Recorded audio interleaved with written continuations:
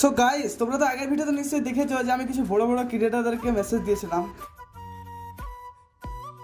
আর বলেছিলাম যে 24 ঘন্টা পর তোমাদেরকে দেখাবো যে আমার মেসেজের রিপ্লাই দিয়েছে না। তো চলো আমার মেসেজের রিপ্লাই কে কে দিয়েছে সেটাই তোমাদেরকে আজকে দেখাই। আমি ইনস্টাগ্রামটাকে খুলে দেখি রফিকুল দাদা আমাকে একটা সুন্দর মেসেজের রিপ্লাই দিয়েছে আর সাথে আমার ভিডিওতে একটা সুন্দর কমেন্টও করেছে। তো থ্যাংক ইউ রফিকুল দাদা, অনেক ভালো থেকো তুমি। আরে ছোট ভাইটাকে একটু সাপোর্ট করো। তারপরে আমাকে রিপ্লাই দিয়েছে জাসমিন দিদি, সাথে আমার ভিডিওতে একটা সুন্দর কমেন্টও করেছে। জাসমিন দিদির ভিডিও আমাকে দেখতে অনেক ভালো লাগে। তো থ্যাংক ইউ জাসমিন দিদি, অনেক ভালো থেকো। আর ছোট ভাইটাকে একটু সাপোর্ট করো। পরে আমাকে মেসেজে রিপ্লাই দিয়েছে সানিয়া দিদি, আর তোমরা তো জানোই সানিয়া দিদি কত বড় মনের একটা মানুষ। তারপর আমার মেসেজে রিপ্লাই দিয়েছে আবির দা, আমার ভিডিওতে একটা সুন্দর কমেন্টও করেছে। আবির দা ভিডিও আমাকে অনেক অনেক ভালো লাগে। আর আবির দার এমন কোনো ভিডিও নাই যে সেই ভিডিওটা দেখতে আমি বাদ পড়ে গেছি। তো থ্যাংক ইউ আবির দা, অনেক ভালো থেকো আর ছোট ভাইটিকে একটু সাপোর্ট করো। আর দুঃখের বিষয় আলামিন দাদা আমার মেসেজে রিপ্লাই দেয়নি। তাহলে কি আলামিন দাদা অহংকারী? না না, এরকম ভাবলে হবে না। হয়তো কিছু ব্যস্ততার কারণে আলামিন দাদা আমার মেসেজে রিপ্লাই দিতে পারেনি। এমনও তো আলামিন দাদার মনটা অনেক বড়।